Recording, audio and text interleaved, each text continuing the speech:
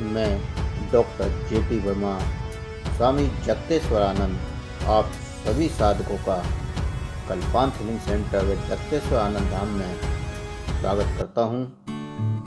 मेरे द्वारा कराई जाने वाली अनेक साधनाओं को सीखने के लिए व आध्यात्मिक रहस्यों को और ध्यान की गहराइयों को जानने के लिए मेरे चैनल को सब्सक्राइब करें, वे बेल बटन को दबाएं, जिससे सबसे पहले आपको साधनाओं को जानने का व करने का मौका मिले। और वीडियो पसंद आने पर लाइक करें, कमेंट करें, साथ ही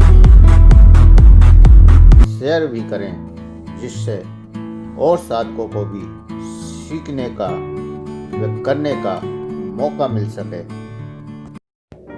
कल्पांत मानसोपचार साधना में आप सभी का स्वागत है। कल हमने जाना कि मानसिक रोगी को कैसे पहचान सकते हैं, कैसा हम उनके साथ व्यवहार करके उनसे बच सकते हैं। विषय को आगे बढ़ाते हैं। मस्तिष्क। मानसोपचार साधना को समझने से पहले हमें अपने मस्तिष्क को, मन के भावों को, तनाव को और मन की समस्याओं को, मन के रोगों को, जीने के ढंग को, बंधनों से मुक्ति को, साक्षी भाव को, ध्यान में घटित होने वाले पहलुओं को व साधना के कुछ पहलुओं को विस्तार से समझना होगा, क्योंकि हमें मस्तिष्क के द्वारा ही ज्ञान प्राप्त होता है। यह भौतिक शरीर और मन के मध्य का प्रवेश द्वार बनता है। मस्तिष्क के अभाव में प्रत्येक व्यक्ति निस्सहाय हो जाता है। वह बाह्य वातावरण से संपर्क बने कोई भी कार्य करने में असमर्थ हो जाता है। इसके बिना हम एक दूसरे से बातचीत नहीं कर सकते, एक दूसरे को समझ नहीं सकते और न ही खुद को अभिव्यक्त कर सकते हैं। अच्छे बुरे का ज्ञान, सही गलत का फैसला भी हमारा मस्तिष्क ही करता है। चलना फिरना, लिखना पढ़ना, उठना बैठना, खाना पीना आदि सभी कार्यों को भी करना हमारे मस्तिष्क के बिना असंभव हो जाता है। इसलिए जितना स्वस्थ, निरोगी, विचारशील मस्तिष्क होगा, व्यक्ति उतना ही कार्य करने में अधिक सक्षम होगा। मनोरोगियों का मस्तिष्क ही विक्षिप्त होता चला जाता है और उस विक्षिप्तता में वह सही गलत का निर्णय नहीं कर पाता। जो उसके मन में आता है वो करता चला जाता है। इसलिए अगर उसकी मानसिक विक्षिप्तता है, उसका मस्तिष्क निष्क्रिय हो रहा है, तो हमें उसके मस्तिष्क को स्वस्थ रखने के कुछ साधनों को अपनाना चाहिए। मस्तिष्क की क्षमता, स्मरण की शक्ति, एकाग्रता की शक्ति, बुद्धि, ज्ञान, विवेक, स्थिरता आदि सभी क्षमताएं मस्तिष्क के मानसिक क्रियाकलाप हैं और मस्तिष्क के द्वारा ही हम अपने विचारों को अभिव्यक्त करते हैं और दूसरे के विचारों को समझ पाते हैं।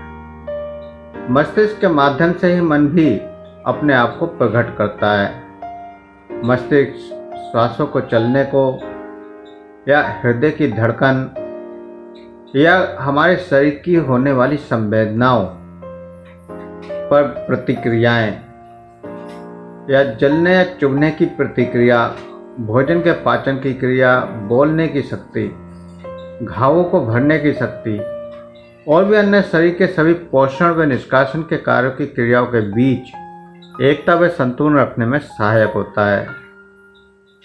हमारा मस्तिष्क निरंतर 24 घंटे बिना विश्राम किए लगातार कार्यरत रहता है और मस्तिष्क के द्वारा ही प्रत्येक अंग एक दूसरे से संतुलित होकर कार्य करते हैं।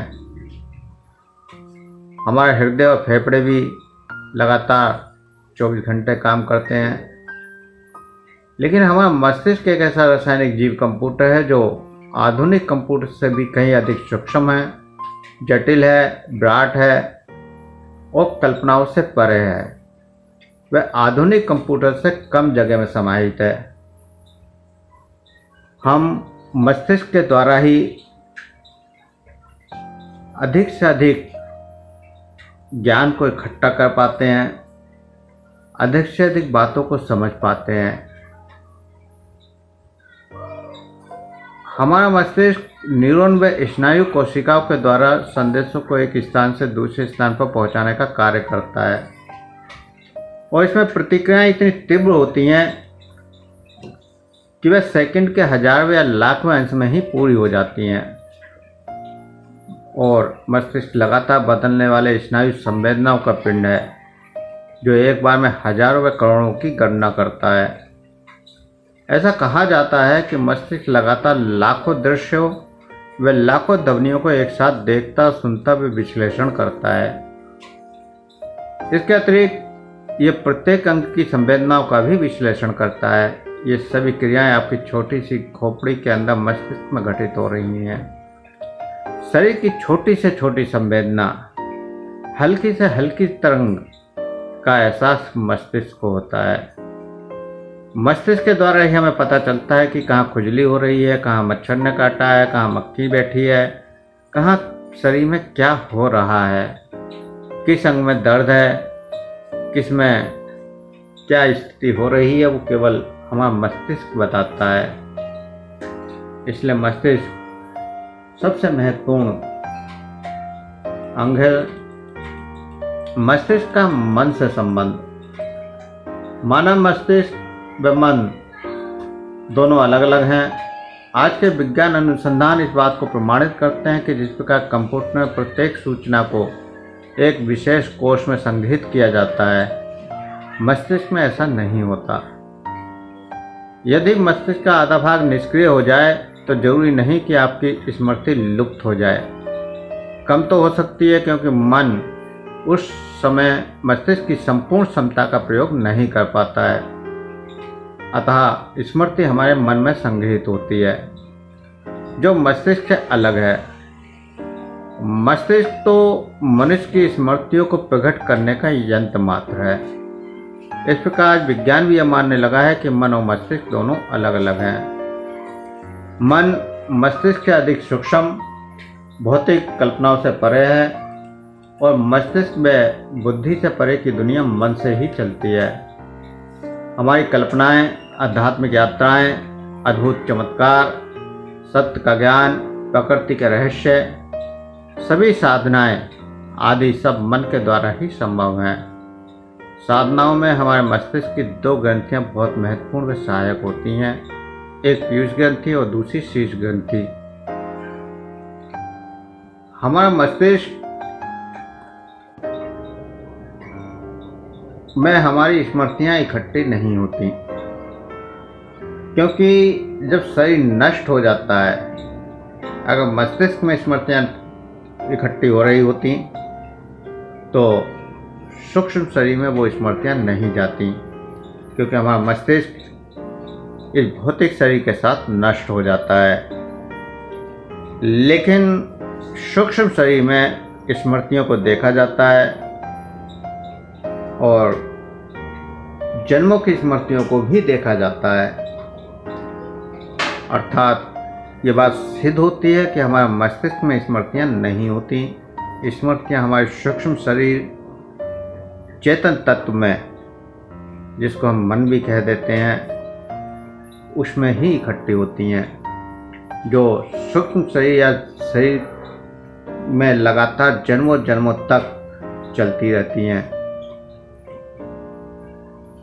मस्तिष्क केवल उन स्मृतियों को, उन यादों को प्रकट करता है।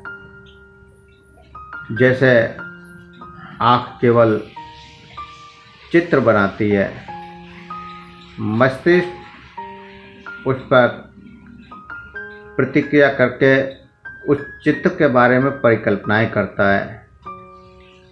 लेकिन अगर आत्म चेतन तत्व हमारे शरीर में नहीं है तो ना तो आँख देख पाती है, ना ही मस्तिष्क उस पर कोई विश्लेषण कर पाता है।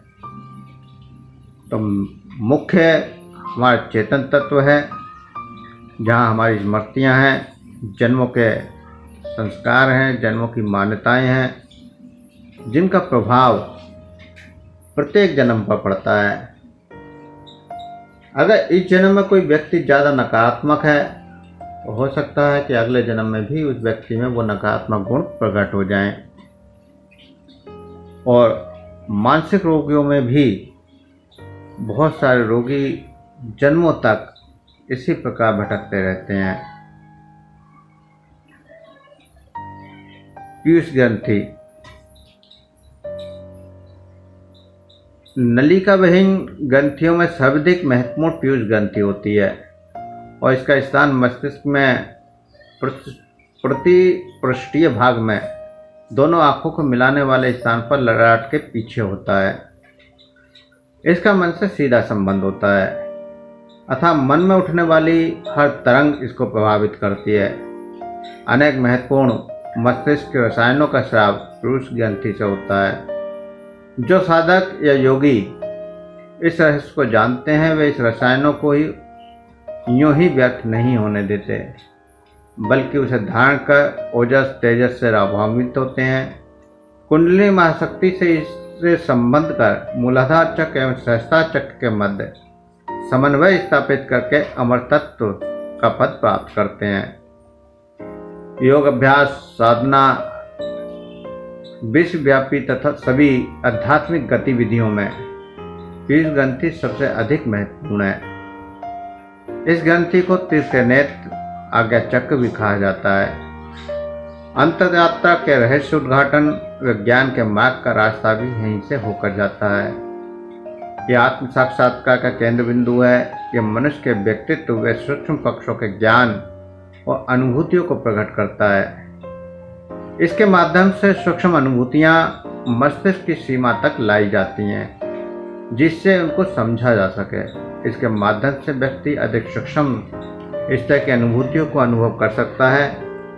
इसका संबंध विचार, परामर्श, दिव्य दृष्टि इत्यादि चमत्कारी सिद्धियों से है और पीयूष ग्रंथि के द्वारा ही सूक्ष्म संवेदनाएं, तरंगे, अतीन्द्रिय घटनाएं मस्तिष्क तथा शरीर तक पहुँचती हैं। आज्ञा चक्र के माध्यम से ही दो व्यक्ति एक दूसरे से दूर होते हुए भी अधिक सूक्ष्म और प्रत्यक्ष रूप से आपस में संपर्क स्थापित कर सकते हैं। शीर्षासन और सर्वांगासन और ध्यान की सभी क्रियाएं इस ग्रंथि को प्रबल बनाती हैं, मजबूत बनाती हैं।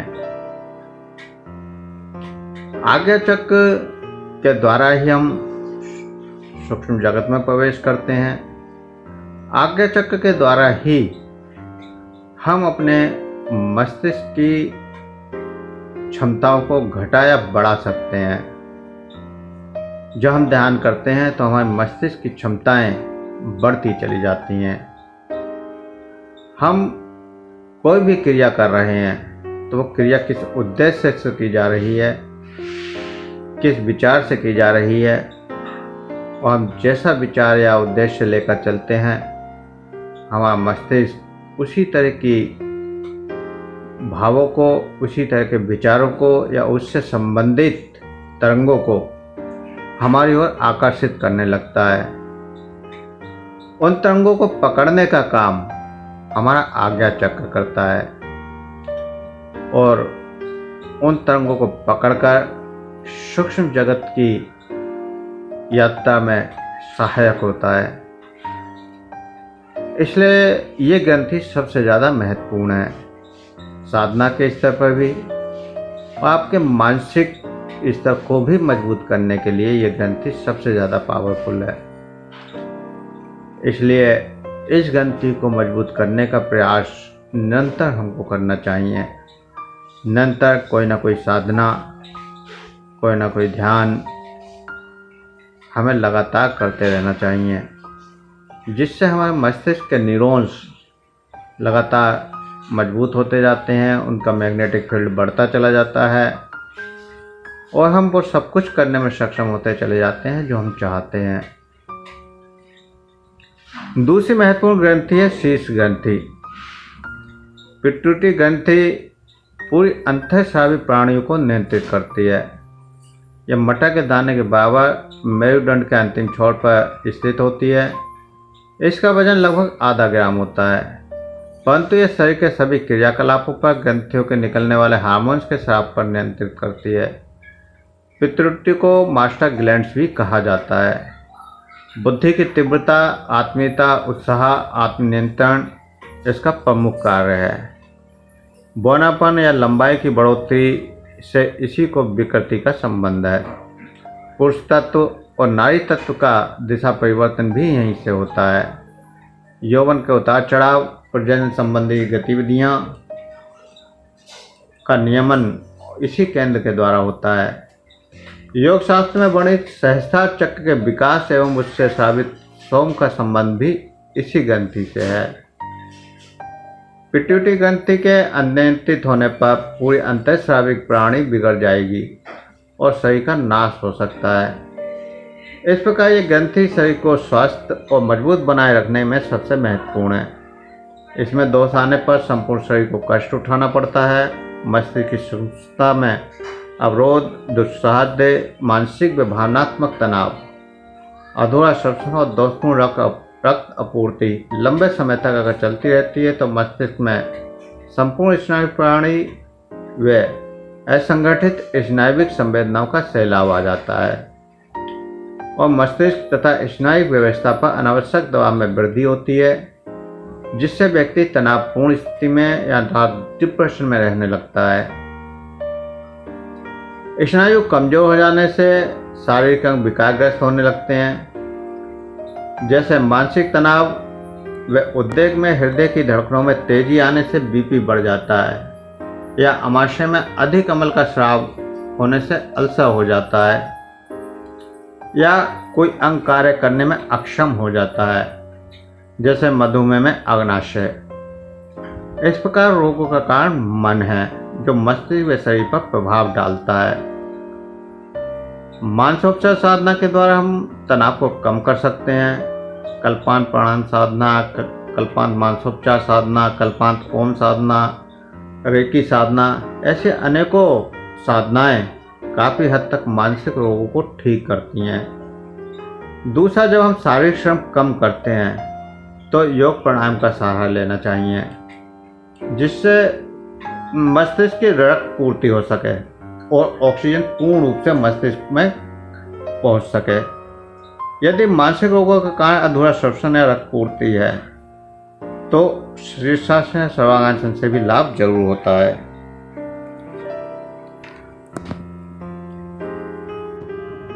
हम जान पाते हैं कि प्राणायाम और ध्यान की क्रियाएं कितनी महत्वपूर्ण हैं। ये हमारे मस्तिष्क को ऑक्सीजन पहुंचाकर वहाँ की क्षमताओं को बढ़ा देती हैं। मानसिक रोगी को अधिकतर दीर्घ सांस लेने के लिए कहा जाए तो उस पर काफ़ी प्रभाव पड़ता है। या किसी को डिप्रेशन है, तनाव है, चिंताग्रस्त है, हर वक्त उदास है, तो अगर ऐसा व्यक्ति गहरी और लंबे सांसों को निरंतर लेने लगे, हर वक्त गहरे सांसों को और ध्यान देने लगे, तो निश्चित है कि उसकी रोग खत्म हो जाएंगे। जीवन में तनाव क्यों? तनाव का मूल कारण आपका मन ही होता है। अवचेतन मन में बने रहने वाले डर, द्वंद्व, जन्म के संस्कार, मान्यताएं ही आपको तनाव व दुख देती हैं। आप केवल इनके प्रभाव को ही समझ पाते हैं, जिन्हें आपको तनाव, डिप्रेशन, ईर्ष्या, घृणा, क्रोध या भावनात्मक असंतुलन के रूप में झेलना पड़ता है। आप समस्या की जड़ को नहीं जान पाते। मन उदास तो रहता है, खिन्न भी रहता है, कुछ बेचैनी सी भी रहती है, पर ऐसा क्यों हो रहा है ये हम नहीं जान पाते। इस प्रकार अवचेतन मन में स्थित प्रभाव, डर, द्वंद्व, जन्मों के संस्कार और मान्यताएं जीवन को नरक बना देते हैं। इनको समाप्त करने के लिए मन को जानना होगा। ध्यान की गहराइयों तक का संस्कार व मान्यताओं का सामना करना होगा। इसके लिए शरीर और मन दोनों को शिथिल करना होगा, जो हम अमृतम क्रिया में कर लेते हैं। अमृतम क्रिया को करने के बाद आप देखते हैं कि आपका मन और शरीर बिल्कुल शांत हो चुका होता है। आपके शरीर के विचार शांत हो चुके होते हैं। आपके मन के भाव कुछ देर के लिए बिल्कुल रुक जाते हैं। तो अमृतम क्रिया इसलिए इसमें रखी गई है कि आपके मन को तुरंत बदल देती है। साथ ही साथ अधिक ऑक्सीजन जाती है, अधिक सेल्स को ऊर्जा मिलती है और पूरा शरीर ऊर्जावान हो जाता है। इस प्रकार हमारी समस्याएं धीरे धीरे खत्म होने लगती हैं। लेकिन क्योंकि ये समस्या जन्मों से हमारे साथ चल रही हैं और इतनी गहरी हो चुकी हैं कि हम उन समस्याओं को समझ ही नहीं पाते कि ये समस्याएं भी हैं। उनको एक आम बात मानकर इग्नोर करते रहते हैं। किंतु अगर यदि हमें उन समस्याओं को दूर करना है तो उनको स्वीकार भी करना पड़ेगा और उन समस्याओं के प्रति सचेत होकर अपने विचारों के द्वारा अपने क्षमताओं को बढ़ाकर उनसे मुक्त होना पड़ेगा। अपने अंदर के नकारात्मक विचारों को सकारात्मकता में बदलकर सकारात्मकता को बढ़ाते हुए अपने भावों को बदल देना है। जब आपके भाव बदल जाते हैं तो आपके बहुत सारे रोग भी खत्म हो जाते हैं। हमारे मस्तिष्क में क्योंकि जन्मों के पुराने अनुभव, विभिन्न प्रकार के उपदेश एवं पूर्व संपर्कों की स्मृति, भय, डर, दंड, जन्मों के संस्कार, मान्यताएं रहती हैं। इन्हीं अनुभवों के आधार पर हम अपनी प्रतिक्रिया का स्पष्टीकरण करते हैं। बाहरी या आंतरिक वातावरण से जब कोई सूचना स्नायु के द्वारा मस्तिष्क पहुंचती है तो मस्तिष्क की लिम्बिक प्रणाली उस सूचना की तुलना हमारे अवचेतन मन में एकत्रित गत अनुभवों से करता है और हम सूचना से प्रतिक्रिया करते हैं। या यूँ कहें कि हम अपने भूतकाल के संस्कारों के आधार पर ही प्रतिक्रिया व्यक्त करते हैं। यदि ये सूचना और वर्तमान स्थितियां हमारे भूतकाल के संस्कारों के अनुभव के विपरीत हैं तो हमें तनाव उत्पन्न हो जाता है, जिससे कि हम उस अपरिचित, असामान्य, खतरनाक स्थितियों से बच सकें और हम तनावग्रस्त हो जाते हैं। लेकिन यदि हम असामान्य परिस्थितियों का सामना कर सकें और यदि सूचनाएं हमारी वर्तमान स्थितियां हमारे भूतकाल के संस्कार व अनुभवों के अनुकूल हैं तो हम तनाव मुक्त रहते हैं। क्योंकि हम सदैव काम, क्रोध, मदमोह, लोभ, अहंकार, घृणा आदि विकारों से घिरे रहते हैं। इसलिए हम सदा शारीरिक और मानसिक तनाव की स्थिति में रहने लगते हैं। यदि हम अपने विचारों को इस प्रकार सुव्यवस्थित कर लें कि बाहरी वातावरण से किसी अनजान बात की सूचना मिलते ही हमारी लिम्बिक प्रणाली अपना कार्य ना करे तो हम प्रेम, शांति, आनंद व प्रसन्नता का अनुभव कर सकते हैं। आप जब साधना करते हैं, ध्यान करते हैं, उस समय पर आपके विचारों में कई बार नकारात्मक विचार आते हैं, लेकिन आप उन विचारों के प्रति सजग होते हैं, जिससे वह विचार आपके लिम्बिक प्रणाली पर प्रभाव नहीं डाल पाते और आपके ऊपर उन विचारों का कोई प्रभाव भी नहीं पड़ता। लेकिन वहीं अगर हम चेतन अवस्था में उन विचारों को सोचें या वो विचार हमारे सामने आए तो हम तनाव युक्त हो जाते हैं। तो हमें इस स्थिति को बढ़ाते जाना है। जिस प्रकार ध्यान में हमारी किसी विचार का कोई प्रभाव हमारे ऊपर नहीं पड़ता, ऐसे ही चेतन अवस्था में भी हमारे ऊपर किसी भी विचार का प्रभाव नहीं पड़ना चाहिए।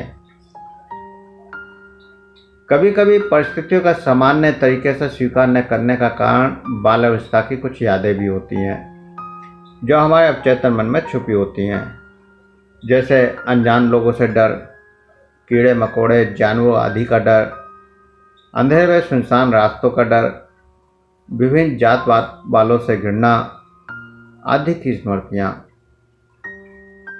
माना हमें अंधेरे से डर लगता है और हम रोशनी वाले रास्ते पर जा रहे हैं, एक लाइट चली जाए। सामान्यतः हमें डरना नहीं चाहिए, परंतु क्योंकि हमारी स्मृतियों में एकत्रित अंधकार से भयभीत होने का बचपन का अनुभव होने के कारण हम डरने लगते हैं, क्योंकि हम बचपन से अंधेरे से डरते आए हैं और इसी वजह से जैसे ही अंधेरा होता है तो हमें डर लगने लगता है और जीवन भर हम इसी प्रकार प्रतिक्रियाएं करते रहते हैं। हम हमेशा सफल होना चाहते हैं, परंतु असफलता से भय लगता है। इसकी जड़ें भी बहुत गहरी होती हैं। बचपन से ही हमारे मस्तिष्क में असफलता का भय डाल दिया जाता है। परिणाम स्वरूप हम असफल होते ही भययुक्त हो जाते हैं। इस प्रकार हमारा प्रत्येक संपर्क चुनौती बन जाता है। कहीं हम इस कार्य में असफल ना हो जाएं, और हम सब कुछ असहज भाव से जल्दी करने की कोशिश करते हैं और तनावग्रस्त होते चले जाते हैं। हमारी प्रत्येक परिस्थिति कहीं ना कहीं हमारे बचपन के संस्कारों का प्रभाव भी होती है। बचपन से हमने क्या सोचा है, वह प्रभाव हमारे पूरे जीवन भर रहता है। हमारे मस्तिष्क में बचपन से ही तनाव देना शुरू कर दिया जाता है। तुमको ऐसा करना है, ऐसा नहीं करोगे, ऐसा नहीं किया तो ऐसा हो जाएगा, अगर तुमने पास नहीं हुए तो कुछ नहीं कर सकते, तुम्हें सज़ा मिलेगी, या इस तरह के और भी बहुत सारे डर बच्चे को बचपन से ही उसके अंदर बैठा दिए जाते हैं और वह उन डरों से बचने के लिए अपनी क्षमता से अधिक कार्य करने की कोशिश करता है। और वह डर हमारे पूरे जीवन पर प्रभाव दिखाते हैं। जब भी हमारे सामने कोई कार्य करने का वक्त आता है तो वो डर हमारे अंदर जागृत हो जाता है और डर से मुक्त होने के लिए हम असहज भाव से उस कार्य को जल्दी से जल्दी निपटाने की कोशिश करते हैं, जिससे कि वह डर से हम मुक्त हो जाएं। लेकिन उस जल्दबाजी में हमारा मस्तिष्क लगातार तनावग्रस्त होता चला जाता है, क्योंकि उसे अपनी क्षमता से अधिक कार्य करने के लिए हम प्रेशर देने लगते हैं। तो इसलिए हर परिस्थिति का सामना हमें सामान्य तरीके से करने की कोशिश करनी चाहिए, जिससे हम तनाव मुक्त रह सकें। तीसरा, हम जितनी ही दुनिया देख पाते हैं जितना हमारा चेतन मन देखने की अनुमति देता है। हमारी पूर्व मान्यताएं ही ये निर्धारित करती हैं कि हम अपने चारों ओर की दुनिया में क्या क्या देखें। यदि ये अहम व मद है और अहम स्वयं की विशेषता भी होती है। यदि यह संयोजन हमें चारों ओर डर दिखाता है तो हम प्रत्येक व्यक्ति से डरने लगते हैं। यदि हमारे पुराने संस्कार अच्छे हैं तो प्रत्येक व्यक्ति अच्छा दिखाई देने लगता है। इस प्रकार प्रत्येक जीवन के प्रति हमारे नजरिए का निर्धारण हमारा मन ही करता है। इसके लिए हमें अपने अवचेतन मन की परतों को खोलना होगा, अवचेतन मन की गहराई में उतरना होगा और वहाँ से नकारात्मक विचारों को निकालकर फेंकना होगा। ये तभी संभव होगा जब हम तनाव मुक्त रह सकें, और तनाव मुक्त होने के बाद ही हम अपनी चेतना को अंतर्मुखी करते हुए अवचेतन मन के असीम गहराइयों में उतार सकेंगे। मानसिक द्वंद्वों को खत्म करना, समूल नष्ट करना असंभव है, क्योंकि बहुत जन्मों के संस्कार अनंत गहराइयों में दबे हुए हैं। हम सोचते हैं कि हम अपने विचारों को बदल नहीं पा रहे हैं या हम अपने विचारों को रोक नहीं पा रहे हैं, जो कि असंभव है। हम असंभव कार्य को करने की कोशिश करते हैं, इसलिए जो असंभव है वो कैसे संभव हो सकता है। बहुत सारे संत महात्मा आज हर प्रवचन में कहते हैं कि आप अपने विचारों को रोकें, विचारों से मुक्त हो जाएं। लेकिन लाख प्रयत्न करने के बाद भी साधक विचारों से मुक्त नहीं हो पाता और न ही कभी मुक्त हो पाएगा। हम उस क्रिया को करने की कोशिश करते हैं जो असंभव है और हम तनावग्रस्त हमेशा बने रहते हैं। इसलिए हमें असंभव को करने की कोशिश नहीं करनी चाहिए। जो संभव है, जो सत्य है, उसको स्वीकार करना चाहिए। हमारा मस्तिष्क का काम विचार करना है, वह विचार करेगा ही करेगा, चाहे हम कितनी भी साधना क्यों ना कर लें। लेकिन विचारों के भावों को एक नई दिशा दे सकते हैं और इस दिशा में हम सकारात्मक विचारों के बीजों को बोकर अपने तनाव से मुक्त हो सकते हैं, अपने रोगों से मुक्त हो सकते हैं। तो तनाव मुक्त होने के लिए कुछ सिद्धांत। आप अवचेतन के विचारों को पूरी तरह से मान्यता दें, उन्हें रोकें नहीं। ध्यान में शांत चित्त होकर बैठें और जो भी विचार प्रकट हो उन्हें स्वीकार करें। सभी को वस्तुओं के समान देखें, सभी अपने अपने अनुसार कार्य कर रहे हैं। वह आपके अनुरूप हो या ना हो, परंतु वह आपकी तरह स्वयं के अनुरूप जरूर है। अतः दूसरे को स्वीकार करें, दूसरों की हरकतों को मुस्कुराना सीखिए। हम हमेशा अपने अनुसार ही बात को स्वीकार करते हैं। दूसरा क्या कह रहा है, किस भाव से कह रहा है, किस विचार से कह रहा है, हम ये समझने की कोशिश नहीं करते। लेकिन प्रत्येक व्यक्ति अपने अनुसार सही करता है, सही सोचता है और सही बोलता है। हो सकता है सामने वाला जो कह रहा है वो हमारी नज़र में गलत हो, और लेकिन वह बात उसकी नज़र में सही ही होगी।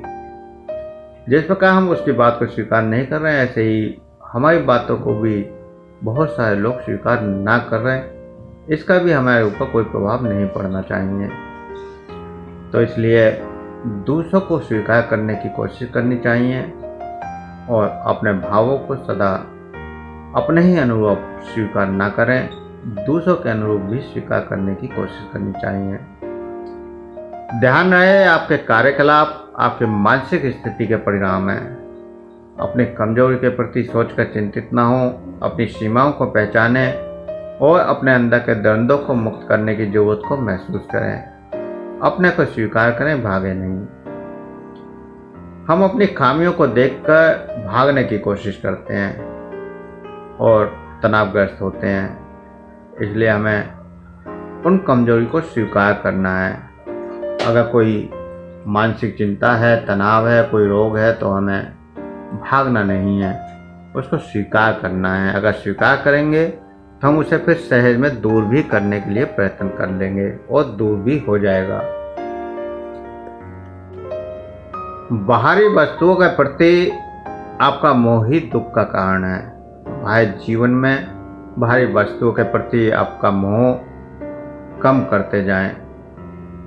आनंद को बाहर ढूंढने की जगह अंदर जाएं और सत्य को स्वीकार करें। परंतु बाहर के संबंधों का दमन नहीं करना है। आप जिस तरह जीते हैं उसी तरह जीते रहें। परंतु यदि आपकी कोई इच्छा पूर्ण रह जाए तो साक्षी भाव से इस स्थिति को भी स्वीकार कर लें और हो सके तो उसे अंदर पूरी कर लें। जो हमने आपको पहली साधना करवाई थी, अपने विचारों का प्रक्षालन, उस क्रिया के द्वारा हम अपनी सभी इच्छाओं को पूरा कर सकते हैं। चाहे वह कोई भी इच्छा क्यों ना हो, हम अपने काल्पनिक रूप में या फिर अकेले में भौतिकता के रूप में भी उस इच्छा को पूरा करके उन भावों को निकाल सकते हैं। और अपने अंदर जाएं, आनंद को अंदर ढूंढें। हम जब जब ये सोचते हैं कि दूसरा कोई आनंद देगा, तब तब हमें कष्ट होता है, दुख होता है। इसलिए आनंद अपने अंदर ही मिले। अपने अंदर आनंद को ढूंढने की कोशिश करें। अपने आनंद की डोर को किसी दूसरे के हाथ में ना दें। अपनी खुशियों का स्वयं मालिक बने। अगर हम किसी दूसरे की बात से खुश या दुखी हो रहे हैं, तो इसका मतलब है हमने अपनी भागदौड़ किसी दूसरे के हाथ में दे दी है, और वह हमें जब चाहे सुखी कर देता है, जब चाहे दुखी कर देता है। लेकिन जब भागदौड़ हमारे हाथ में होगी, तो किसी के विचारों का हमारे ऊपर कोई प्रभाव नहीं पड़ेगा। दूसरे के विचारों को साक्षी भाव से देखते हुए अपनी प्रतिक्रियाओं को अपने अनुसार व्यवस्थित करते हुए जीवन जीने से हम तनाव मुक्त रह सकते हैं। अपनी सभी जरूरतों, आसक्तियों और इच्छाओं को लिखें और अपनी वर्तमान स्थिति, अप्रसन्नता, डर, रोग, तनाव व क्रोध के मूल कारण को ढूंढें। तब आपको पता चलेगा आपका भावनात्मक नजरिया ही आपके दुखों का कारण है। जिनको आप पसंद नहीं करते हैं, आप उनके साथ कैसा व्यवहार करते हैं। जिनसे आप नाराज हैं, उनके साथ कैसा व्यवहार करते हैं। और जिनको आप पसंद करते हैं, उनके साथ कैसा व्यवहार करते हैं। ये सारे व्यवहार आपको बताएंगे कि सत्य क्या है। हमने आपको डायरी लिखने के लिए कहा। डायरी में जब आप अपने तनावों के कारणों को लिखेंगे, इन सभी रोगों के कारणों को लिखेंगे, और कैसे आपको उनसे मुक्ति मिलती है, कैसे आपको उनसे शांति मिलती है, जब वो सब लिखेंगे तो आप जानेंगे कि केवल आपकी सोच, आपकी भावनात्मक नज़रिया ही दुखों का कारण है। जिसको आप पसंद करते हैं, वह लाख गलती करे, फिर भी आपके ऊपर कोई प्रभाव नहीं पड़ता। लेकिन जिसको आप पसंद नहीं करते हैं, वह अगर एक छोटी सी भी गलती कर दे तो आप विचलित हो जाते हैं। तो इसलिए सभी को अपना मानने की कोशिश करें। ये सारा संसार को स्वयं का ही रूप समझें, और जब आप पूरे संसार को स्वयं का अपना ही रूप समझेंगे, तो आप उनके किसी भाव से, किसी विचार से विचलित नहीं होंगे, और सभी से कुछ ना कुछ सीख लें। प्रत्येक व्यक्ति में कोई ना कोई खूबी जरूर होती है। आप उसका फायदा करें, उठाएं, उसकी खूबी को अपने अंदर लाने की कोशिश करें। हर पल वर्तमान में जीने की कोशिश करें। भूत या भविष्य की घटनाओं पर विचार ना करें। भविष्य के सपने ना देखें। अपने वर्तमान क्षण को पूरे आनंद के साथ जिएं। तभी आप अपने जीवन को पूरा पूरा जी पाएंगे। भूत को आप बदल नहीं सकते और भविष्य का पता नहीं है, फिर क्यों विचार करना। प्रत्येक कार्य को करते समय उसका आनंद उठाएं और कार्य करके प्रफुल्लित हो जाएं। अपने कार्य, शरीर व मन को अलग समझें। अपने मन को बदलें। आपका मन चेतन नहीं है। चेतना तो साक्षी होकर आपके जीवन को चला रही है। लेकिन जब हम चेतना को शरीर या मन मान लेते हैं तो तनाव होता है। जैसे जैसे हम मन और शरीर का शुद्धिकरण करते जाते हैं, ध्यान की गहराई में जाते हैं, चेतन तत्व का दर्शन होता है और हम चेतना के साथ जुड़ जाते हैं। जब हम स्वयं को चेतन के साथ जोड़ देते हैं तो हम साक्षी भाव से जीने लगते हैं। हम सब कुछ दर्शा भाव से देखने लगते हैं। हम दूसरों को प्रभावित करने के लिए अपनी सत्यता को छुपाते हैं और वो दिखाते हैं जो नहीं है, और दुखी होते रहते हैं, जिससे सारी दुनिया दुश्मन दिखाई देने शुरू हो जाती है, जिससे दोनों के बीच एक खाई बनने लगती है जो तनाव देती है। अतः जो हैं वही दूसरों के सामने प्रदर्शित करें। प्रत्येक व्यक्ति कल्पांत मानसोपचार साधना करके उच्च स्तर चेतना के स्तर तक पहुंच सकता है। हम जैसे जैसे ध्यानों में आगे बढ़ते हैं, हमारी वर्तमान जीवन पद्धति अधिक सुस्थित होती चली जाती है और मनुष्य में अपार शक्ति का भंडार है, उसको केवल जगाने की देर है। अप्रतिकूल व्यक्तियों व परिस्थितियों से हमें अपने बारे में सही पता चलता है। हमारे शत्रु ही हमारे अंदर के संस्कार व मान्यताओं को प्रकट करते हैं। उनके प्रति जागृत रहकर मन में परिवर्तन लाया जा सकता है। यदि हम अप्रतिकूलता से भागेंगे तो हमारे संस्कार व मान्यताएं मजबूत होती जाएंगी और हम तनाव में रहने लगेंगे।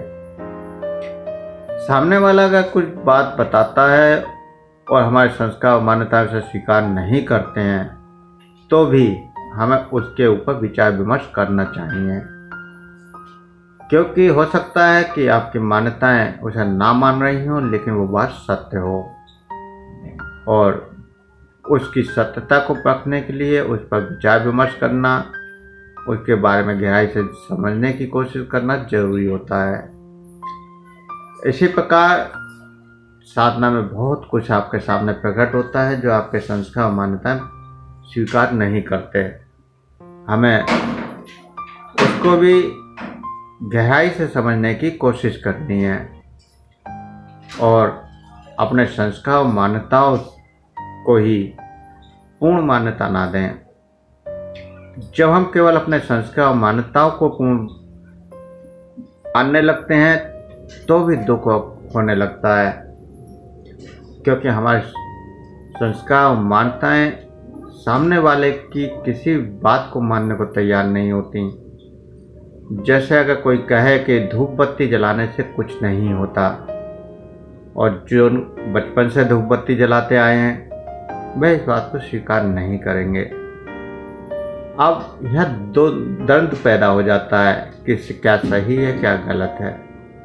ऐसी स्थिति में आप क्या निर्णय लेंगे वो आपको आगे संस्कार मान्यताओं के लेसन में आपको पता चलेगा कि आप कैसे उस ऐसी बातों पर निर्णय ले सकते हैं। हम दूसरों के प्रति प्रतिक्रिया ना करके उनके दृष्टिकोण को समझने का प्रयत्न करें। प्रत्येक परिस्थिति में प्रतिक्रिया को अपने ही अनुसार ना समझें, दूसरों के भावों को भी समझने की कोशिश करनी चाहिए। अधिकतर हम दूसरा जैसे ही कुछ कहता है तुरंत हम उस पर प्रतिक्रिया कर देते हैं, उसकी बात को समझने का प्रयास नहीं करते और ना ही जानने की कोशिश करते हैं। इस कारण हम बार बार तनाव युक्त हो जाते हैं। हमें दूसरों की प्रत्येक बात को तुरंत रिएक्ट न करके उसके दृष्टिकोण को समझने का प्रयत्न करें कि सामने वाले ने ये बात कही है तो क्यों कही है। हो सकता है वो अपनी नज़र में कुछ सही बताने की कोशिश कर रहा हो, लेकिन अगर सामने वाले की बातों पर हमें भरोसा नहीं है या सामने वाले को हम पसंद नहीं करते हैं तो हम तुरंत उसका नकारात्मकता में विरोध कर देते हैं।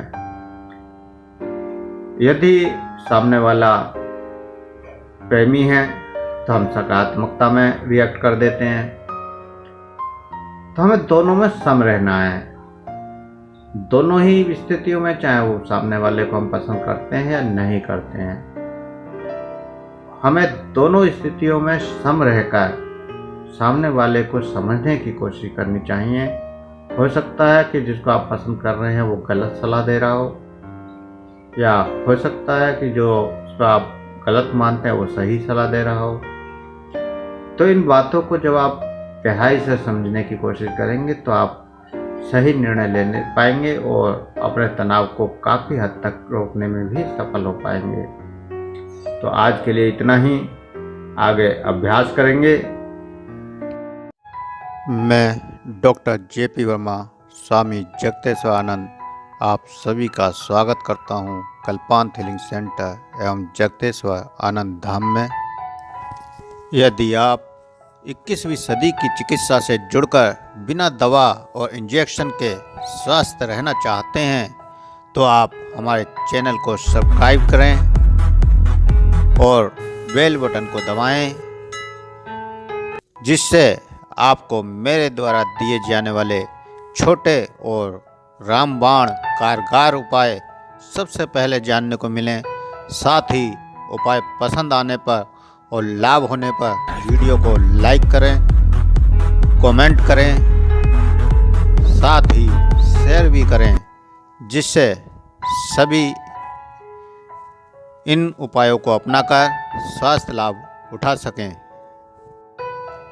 हमारे यहाँ सभी प्रकार के जोड़ों का दर्द, संधिवात, रक्तवात, अर्थराइटिस, गठिया, सर्वाइकल, साइटिका, स्लिप डिस्क, कमर व घुटने का दर्द, मधुमेह, ब्लड प्रेशर, मोटापा, कब्ज, डिप्रेशन, तनाव, सिरदर्द, अनिद्रा, चक्कर आना, भय, चिंता, क्रोध, दुख, मानसिक अबोध, नकारात्मकता, घबराहट, बेचैनी आदि शारीरिक व मानसिक रोगों का उपचार, प्राकृतिक चिकित्सा, घरेलू चिकित्सा, एक्यूप्रेशर चिकित्सा, योग चिकित्सा, ध्यान चिकित्सा, प्राणायाम चिकित्सा, रेकी हीलिंग चिकित्सा, स्पिरिचुअल हीलिंग चिकित्सा, आहार चिकित्सा आदि अन्य अनेक वैकल्पिक चिकित्साओं के द्वारा बिना किसी केमिकल युक्त औषधि व इंजेक्शन के किया जाता है। यदि आप भी मुझसे परामर्श लेना चाहते हैं तो मेरे नंबर पर संपर्क कर सकते हैं।